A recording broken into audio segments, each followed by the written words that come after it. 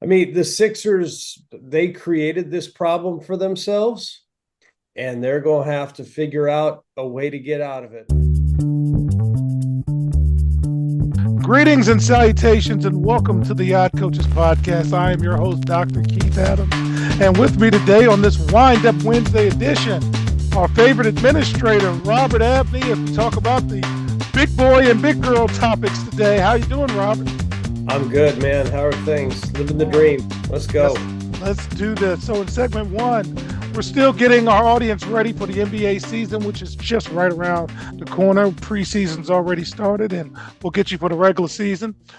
Segment two, we'll talk about Kansas's punishments, or maybe lack thereof, as well as a few other items. And then segment three, Vegas didn't read the script. They have come out to play, but first, Robert, in his first public comment since rejoining the 76ers, James Harden told reporters he sees no way to repair his relationship with Daryl Morey. Harden said no flatly. This is not even about the situation. This is in life. When you lose trust in somebody, it's like a marriage. You lose trust in someone. You know what I mean? It's pretty simple. So the season's about to start. We've got games to play, and other teams are not feeling sorry for the 76ers. Robert, we know you'd like to trade him, but it appears that 76ers are going to roll the dice. So now that you know he's staying at least for a little while, how are you handling this if you're the 76ers? It's going to be interesting to see what he looks like when he's out on the floor. He is a disinterested defender at best. Now I can't see him even attempting to guard anybody because that would detract from any potential numbers he's able to put up on the offensive side of the floor. And it's going to be interesting to see if anybody else sees the basketball. I mean, if Joel Embiid, if the only time he touches the ball is when Harden is sitting on the bench, that's going to be a problem. So, I mean, the Sixers, they created this problem for themselves, and they're going to have to figure out a way to get out of it. And eventually, I think what will happen is, they're going to get tired of each other. Harden will say or do something that will earn him a paid suspension of some kind, and then they will move him along. He can ask to go to the Clippers all he wants. Someone will decide it's a good idea. Hey, let's get James Harden. It probably won't be the Clippers. Maybe it will. I don't know, but it's not a question of how badly it ends. It's in what way, right? Yeah. Um, it's hard to play in the NBA. Okay. So distractions, no distraction. It's hard to do this. And the Sixers have made it harder. Um, this is a mess that they could have avoided if they followed my good friend's advice of when somebody wants to leave, let them. So we're going to watch this, and every conversation is going to be about this.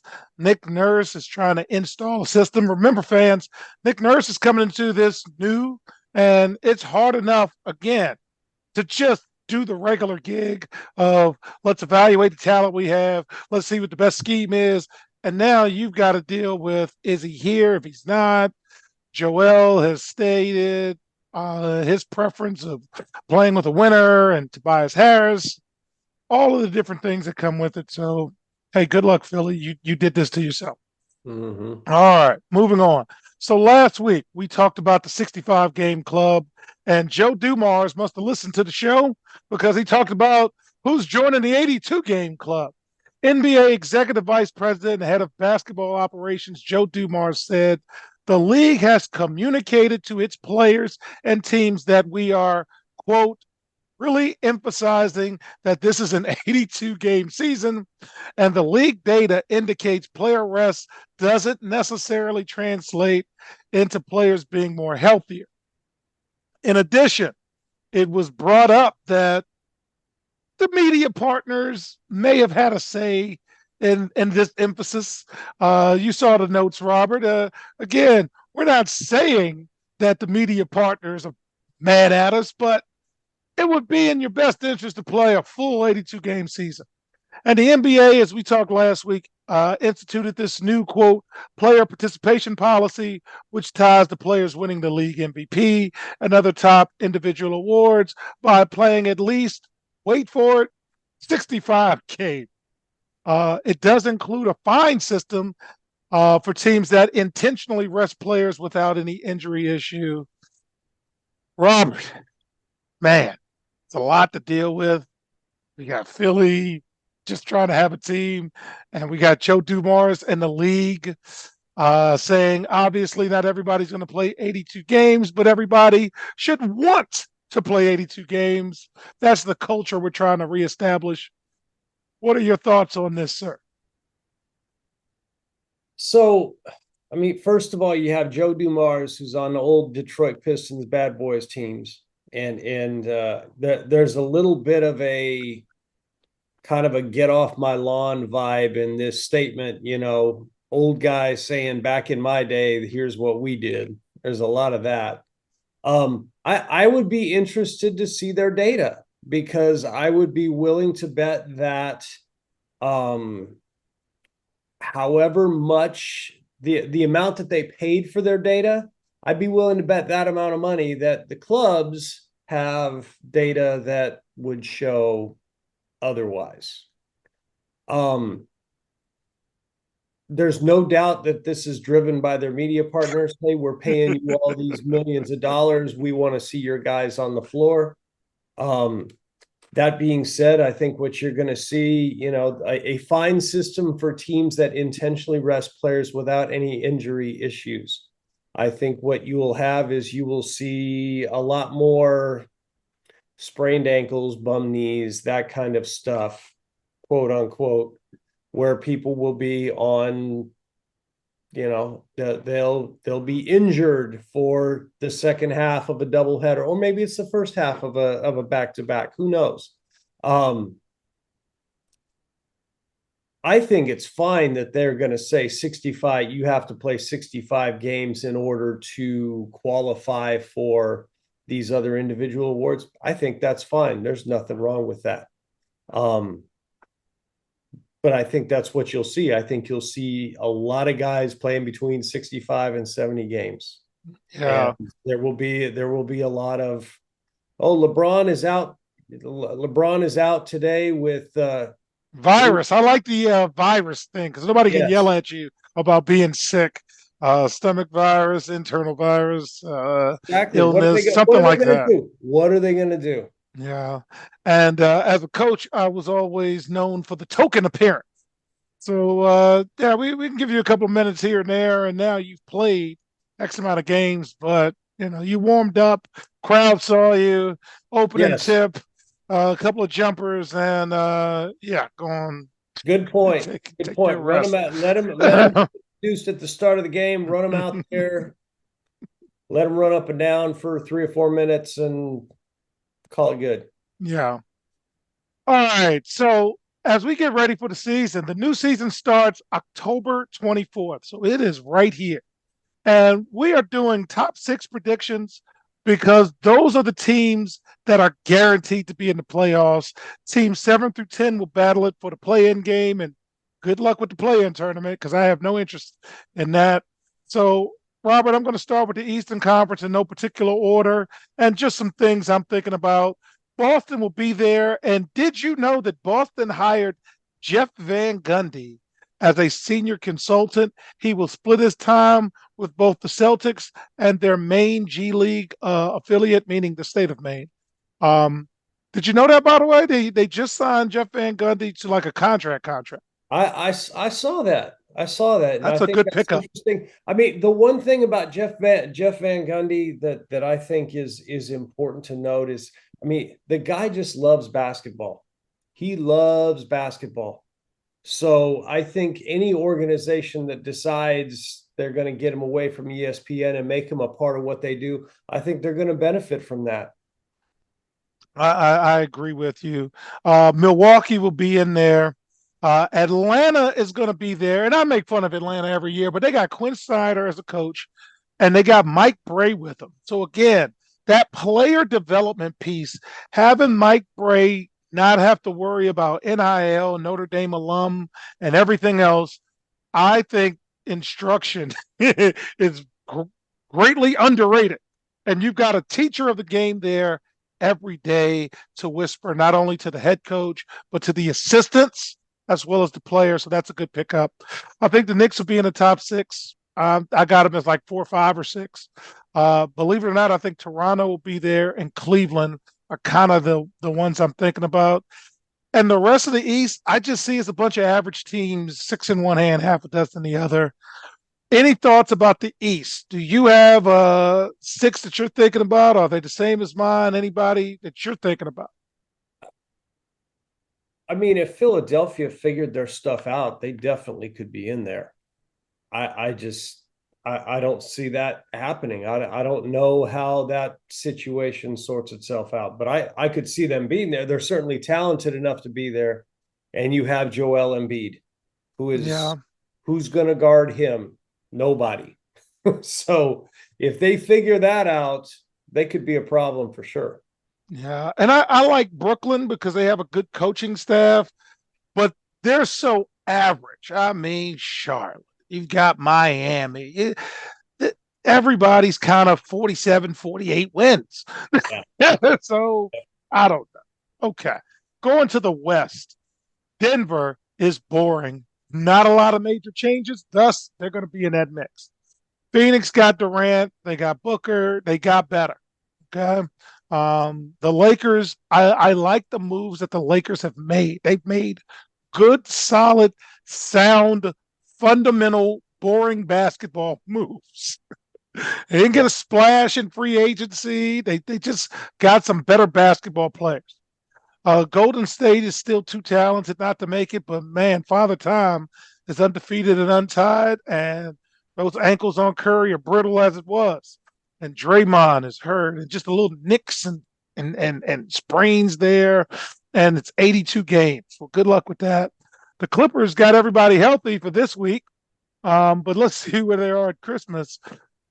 But I got 4 teams that are going to be a problem for folks. San Antonio. I saw the kid play. I like Victor. Now I'm seeing him play against NBA players, and yes, it's preseason. Slow down, everybody. But basketball is basketball, and he's causing some problems already, and he don't even know what he's doing yet. Yep. So again, I like the Thunder. Young legs, excited to play, and they're not looking at the 65 game club. New Orleans, be mad at me. I tell you this all of the time, fans. When Zion plays, they're in the top 6. They are. Now, he doesn't play a lot, but when he plays, they're a problem. And if you don't think John Morant is going to come back humble and hungry, you wrong.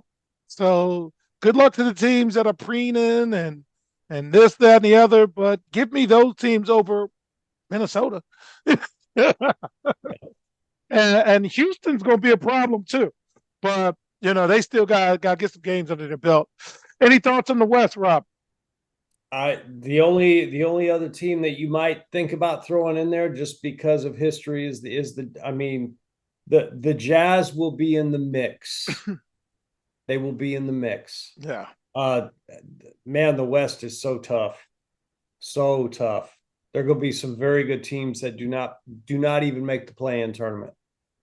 Yeah, I'm looking at Dallas right now because they got Kyrie and Luca, and now they've got a full preseason. I'm curious to see how this is going to look. I am. I mean I've made clear I'm not a Kyrie fan. He is one of the most gifted players you'll ever see. Um, he and Luca will find a way to coexist on the offensive end. They can't guard anybody. So Switch, not yeah, me. yeah, they can't guard anybody. So that's going to be, that's where they're going to have a hard time because when they've got to get a stop, who's going to do it? It ain't going to be those two.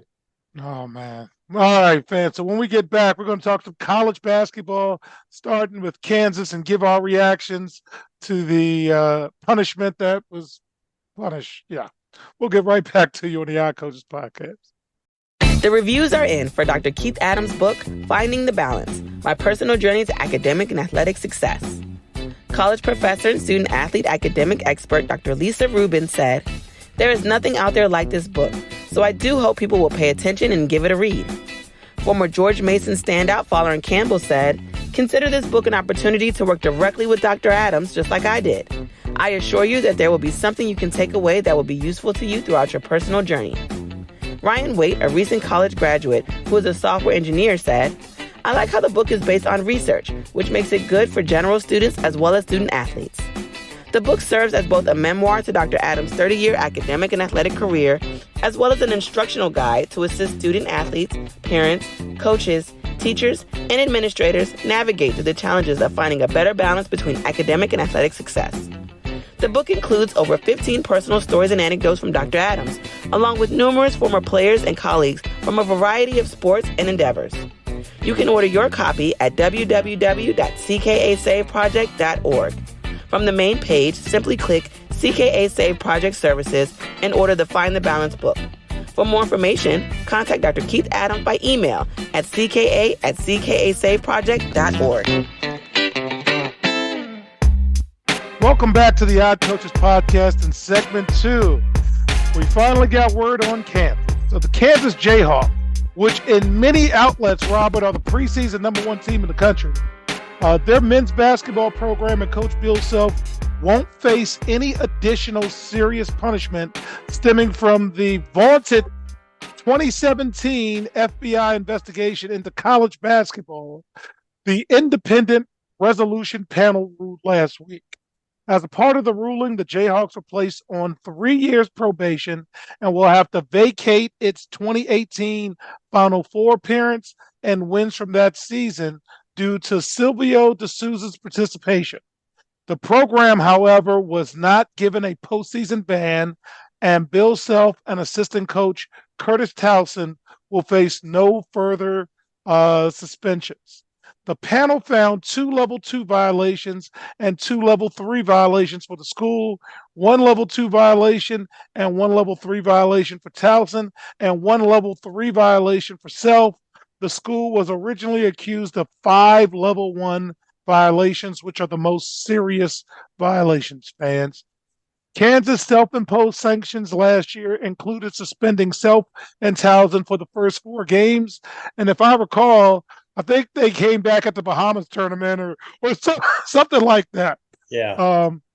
And they were barred from off-campus recruiting for 4 months, from April to July. Again, self-imposed vacation.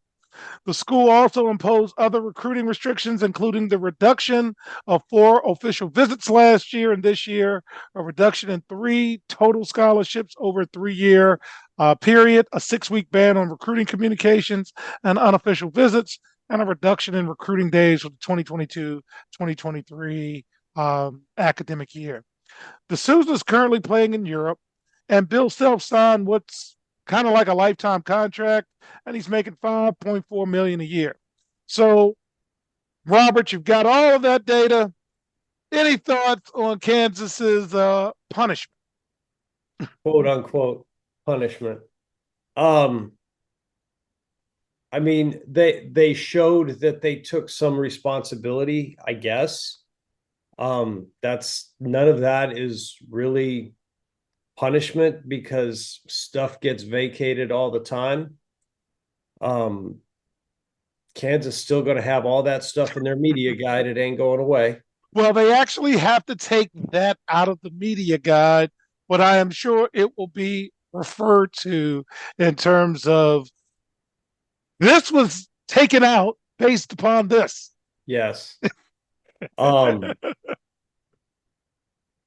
don't remember Silvio De Souza. I don't remember that kid ever getting on the floor. And maybe he did. I don't know, because that was 5 years ago. But I don't. You got in trouble for that guy?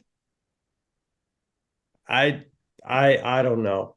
It's I mean, this is one of those things where the NCAA, they're trying to hold people accountable, but they really don't have the staff to do it. They really don't have the ability to do it.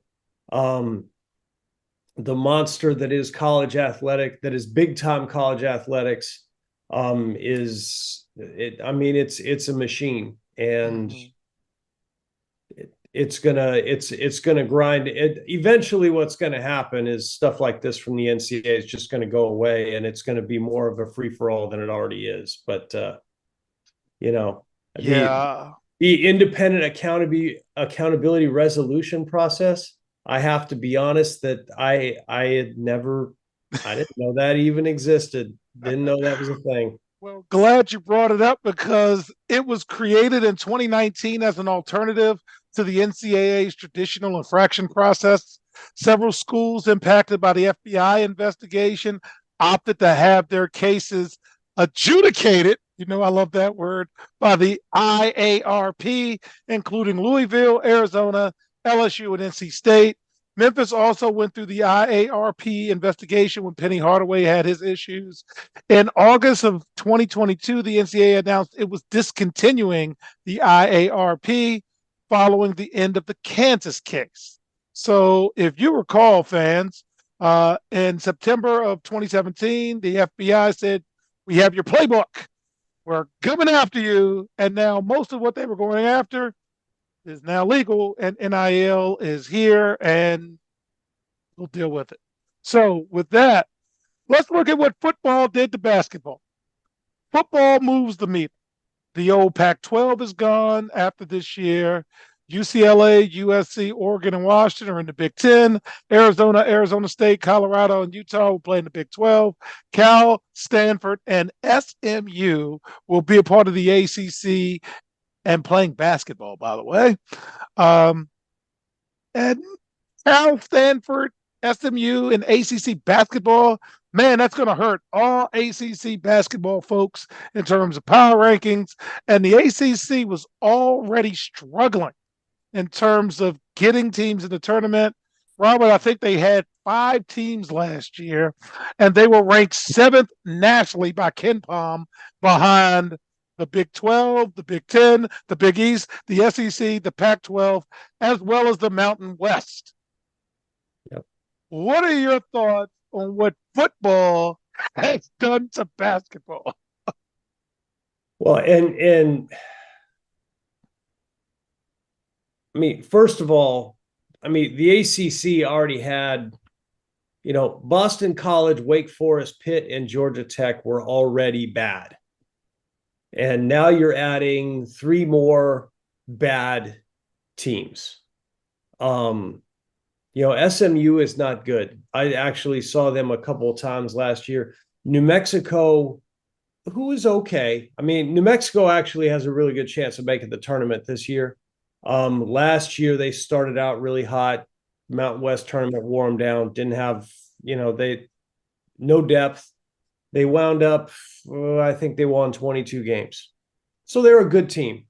Nothing great. They went into Dallas and beat SMU by 25. And it wasn't really even that close. I mean, it was 25 because, everybody came off the bench at the end of the game. And I just remember watching that game and thinking to myself, a team that's in a league with Memphis and these guys is going to need a few more Jimmys and Joes than that, because the X's and O's ain't going to do it. So, and Cal and Stanford are bad and have been bad.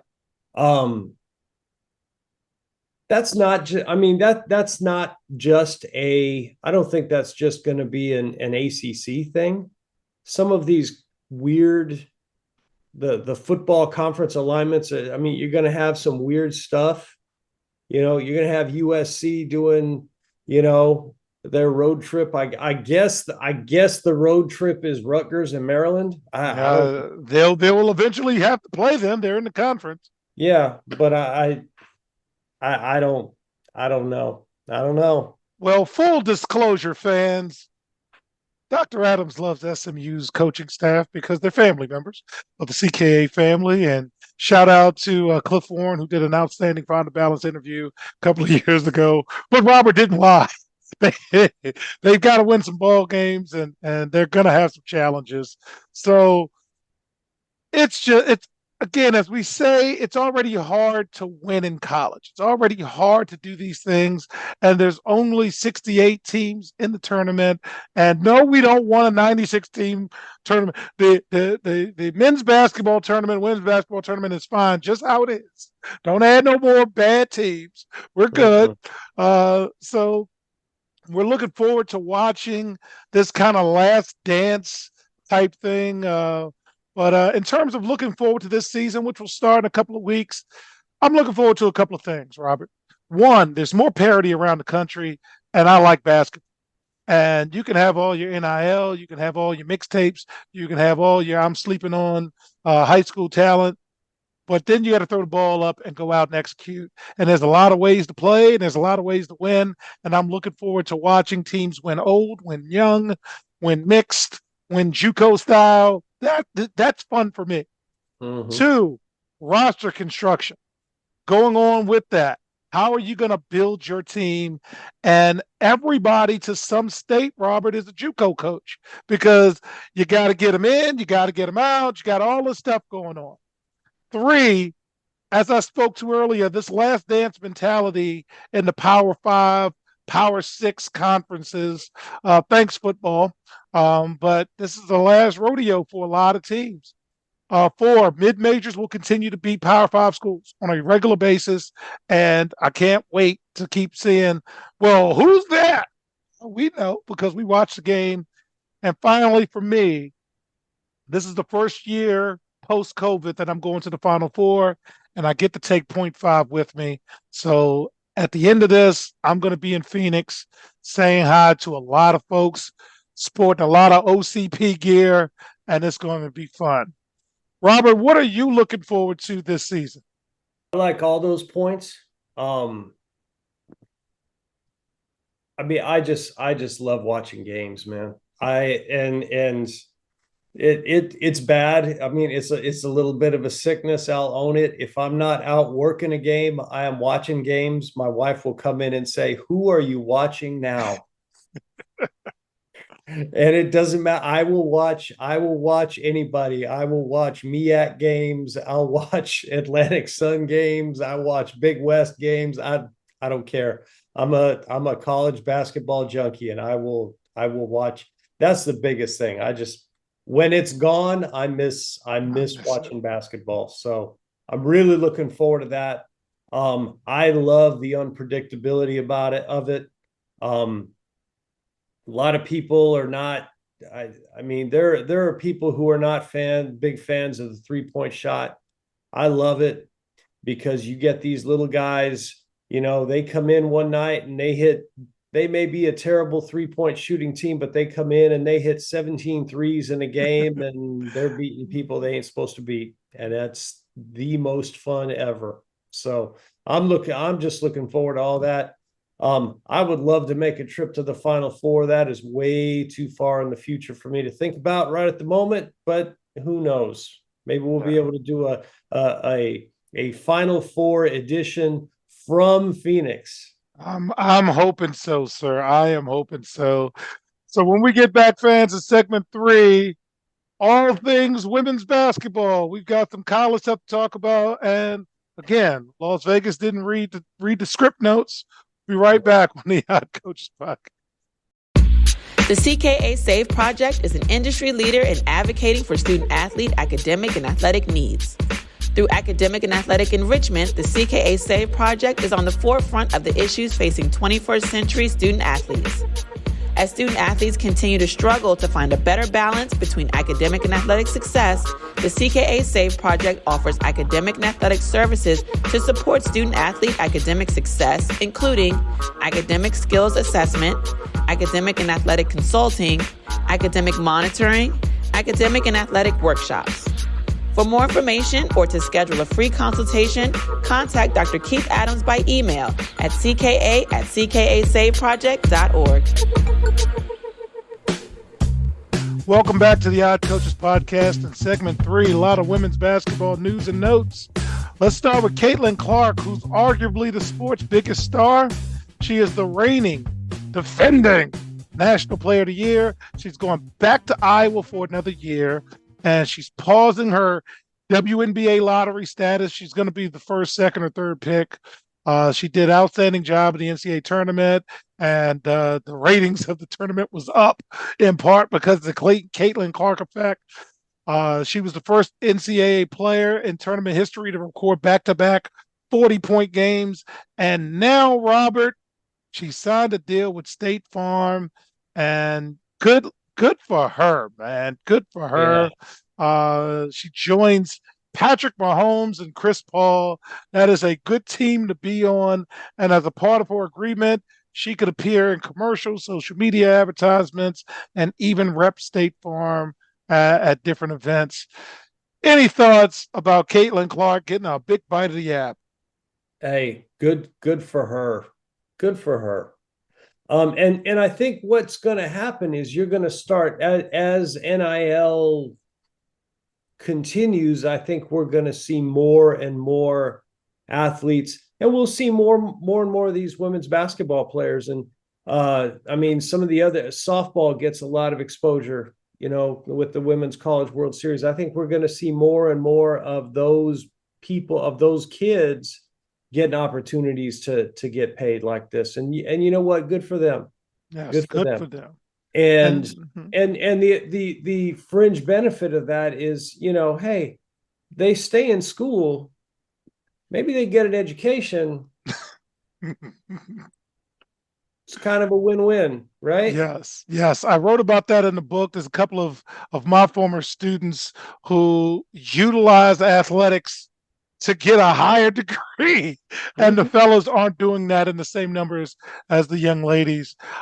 Speaking of another bite at the apple, Miami guard Haley Cavender, who announces she and her twin sister Hannah will retire from basketball, has entered the transfer portal, and she's taken this year off, and she may come back. I know they have signed with the WWE a developmental contract, but this was the air quote good one of the twins. She averaged 12 and 5 pretty much for the Miami team. Her sister's kind of done with basketball, and this will be the first time that they don't play together.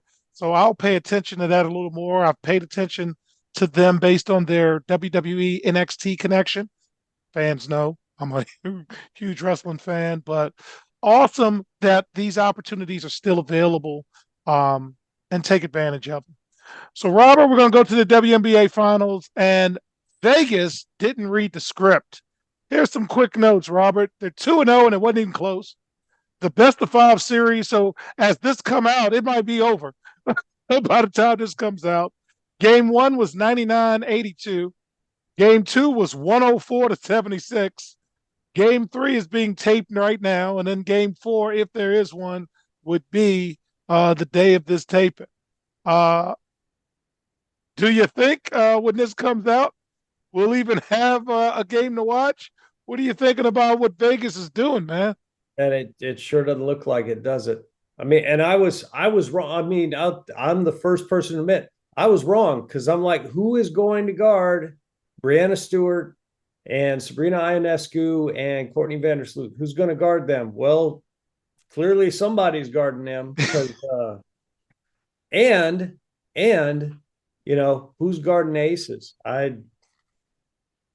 Clearly they either they had another gear that we didn't know they had, or they figured something out that they hadn't figured out previously, because they are just taking it to them.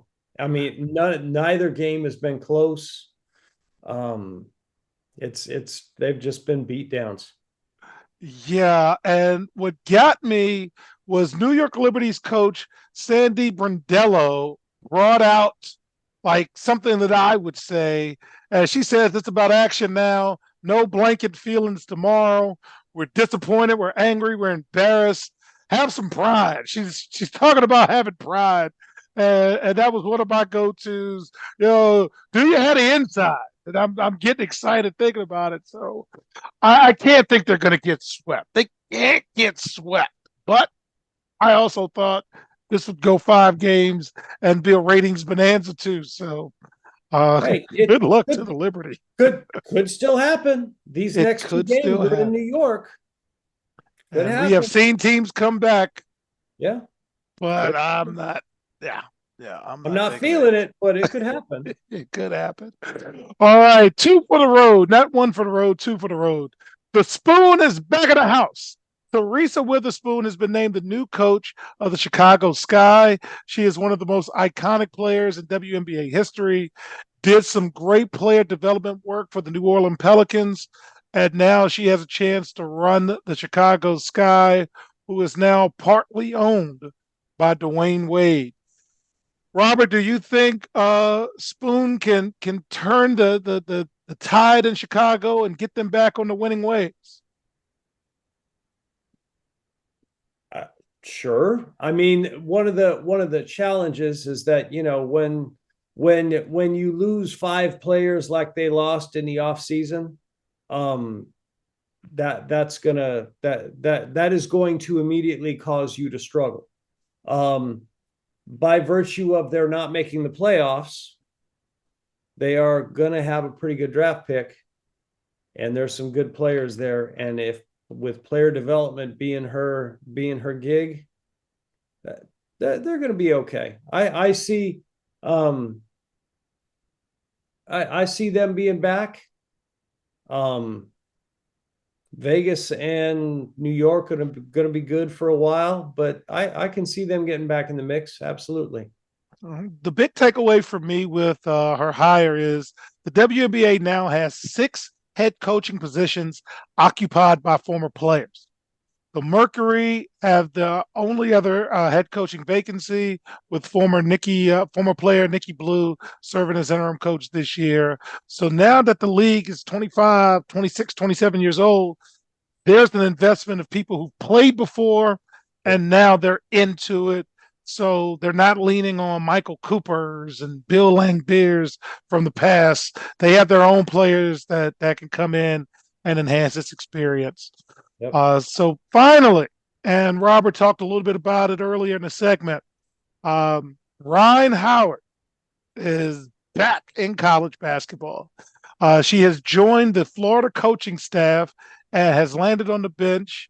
She'll be working in player personnel during the WNBA's off season, and if she's smart, hopefully she can sneak a class or 2 and get that master's degree while they're working on that. So I just wanted to shout that out, because I always like when you maximize opportunities to get that educational piece. I got my second master's while being an assistant coach at Hood College. So yes, even at an advanced stage, I was smart enough to say, let the schooling pay me so the day job can give me more. Any final thoughts this week, Robert, as we wrap up? No, I mean, NBA right around the corner. College basketball right around the corner. I'm ready. I'm starting to get game assignments. I'm like, let's roll, man. Roll the ball out there. Let's go. Well, as a teaser for next week, fans, if we can get Robert on, we're going to talk about the new block charge rule that will surely irritate fans across the country. So with that, on behalf of Robert Abney, our favorite administrator, I'm Dr. Keith Adams, saying thank you for listening and or watching the iCoaches podcast. We'll see you on the sidelines. Till next time, take care. The iCoaches podcast is sponsored by the CKA Save Project. The CKA Save Project is an industry leader in providing student-athlete academic and athletic support.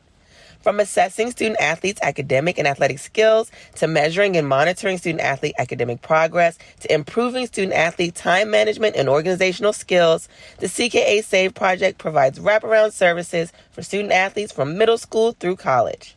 For more information, visit us on the web at www.ckasaveproject.org or schedule a free consultation with Dr. Keith Adams by emailing cka@ckasaveproject.org. We hope you enjoyed today's show. The iCoaches podcast drops new episodes every Tuesday through Friday on most weeks.